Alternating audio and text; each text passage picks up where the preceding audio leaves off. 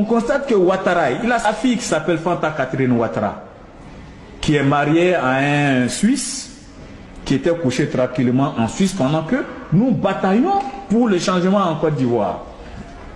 Dès qu'il prend le pouvoir, il y a une société qui gérait déjà le port, les dédouanements du port.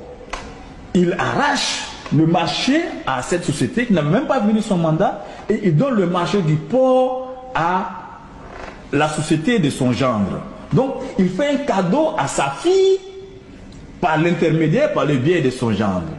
Et cette société s'appelle Webfontaine. Voyez-vous, nous avons affaire à du népotisme grave, où on confond les biens de l'État avec des cadeaux qu'on peut faire à ses enfants. Voilà. Nous disons, mais c'est grave. Et qu'est-ce que nous constatons? Nous voyons que tous les ministres de Ouattara font comme lui. Kandia Camara, qui passe des marchés, qu'on appelle le marché self-aid de l'identification des élèves, prend le marché, le donne à un autre de ses ministres, Sanogo, et ils se partagent l'argent de l'identification des élèves entre eux. Eux, on dit aux élèves, pour vous identifier, il faut payer. Moi, je suis docteur en informatique textuelle.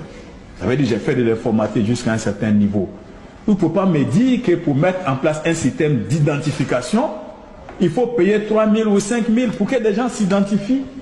Mais ça me prend 10 minutes pour mettre en place un formulaire en ligne pour identifier des gens, les inscrire dans une base de données. Mais on ne va pas faire payer ça aux populations qui sont déjà pauvres. Quand on avance à un certain niveau de connaissance, quand on atteint un certain niveau de connaissance, c'est pour rendre facile les choses à son peuple. Ce n'est pas pour escroquer le peuple. Mettre en place des formulaires pour compter les gens, ça, il faut payer pour ça. Et c'est taxé à coût de milliards dans des marchés de gré à gré, qu'ils appelaient le scandale Selped. Et cette personne-là est toujours ministre de Ouattara. Nous voyons le marché de ramassage des ordures à Abidjan.